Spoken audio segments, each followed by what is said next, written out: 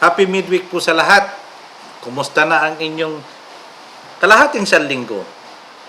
Ngayon po ay pagpapatuloy natin ang pagbabasa sa chapter 24 na tayo. Ano po? Sa Exodus. So, nalaman natin ng mga nakaraan ay puro batas at alituntunin para sa mga tao. Ito po ay susundin nila sa kanilang komunidad bilang gabay sa batas na iyon. Bago po tayo magpatuloy sa ating pagbabasa, tayo po muna ay manalangin. Ama namin Diyos sa langit, salamat po. Salamat po ng marami. Salamat po sa karunungan na inyong pang-espiritual na tagubilin sa amin na sana'y samahan kami ngayong gabi ng inyong banal na espiritu. At maunawaan po namin muli ang aming babasahin ngayong gabi sa tulong din at paggabay ng inyong mga banal na anghel. Patnubayan nawa po rin nyo ang mga taong makikinig, manonood sa gabing ito. Salamat po sa inyo at ang biyaya at pagpapala nawa ng karunungan pang espiritual ay sumaamin sa pangalan po ng aming Panginoong Hesus. Amen. Okay, pagpatuloy na po natin ang pagbabasa. Simulan na po natin. Exodo 24:1 hanggang 18. Sinabi ng Panginoon kay Moses, sumakit ka rito sa akin at isama mo sina Aaron, Nadab, Abihu at ang 70 tagapamahala ng Israel na sa malayo mo sila pagsambahin sa akin. Ikaw lang, Moises, ang makakalapit sa akin. Ang iba'y hindi na maaaring makalapit sa akin, hindi dapat umakyat dito ang mga tao kasama mo.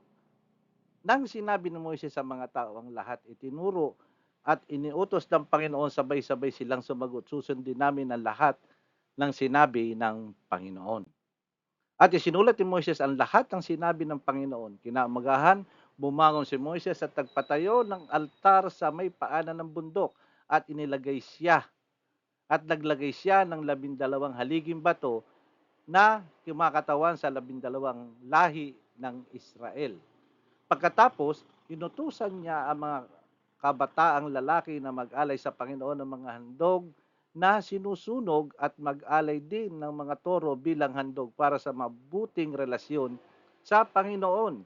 Kinuha ni Moises ang kalahati ng dugo at inilagay ito sa mga mangkok at iwinisik sa altar ang kalahati. Kinuha rin niya ang aklat ng kasunduan at binasa ito sa mga tao. At sumagot ang mga tao, susundin namin lahat ng sinabi ng Panginoon, susundin namin siya. Pagkatapos kinuha niya ang dugo sa mga mangkok at iwinisik ito sa mga tao at sinabi, ito ang dugo na magpapatibay sa kasunduan na ginawa ng Panginoon sa inyo nang ibigay niya ang mga utos na ito. Pumunta paakyat sa bundok sina Moises, Aaron, Nadab, Abihu at 70 tagapamahala ng Israel. At nakita nila ang Diyos ng Israel sa paanan niya ay may parang daan na gawa sa batong sapiro na kasing linaw ng langit. Kahit nakita ng mga pinuno ang Diyos, hindi sila pinatay ng Diyos, kumain pa sila at uminom doon sa kanyang presensya. Sinabi ng Diyos kay Moises, pumunta ka rito sa akin sa itaas sa bundok at maghintay. Dahil ibibigay ko sa iyo ang malalapad na batong sinulatan ko ng mga kautusan at batas ko para ituro sa mga tao.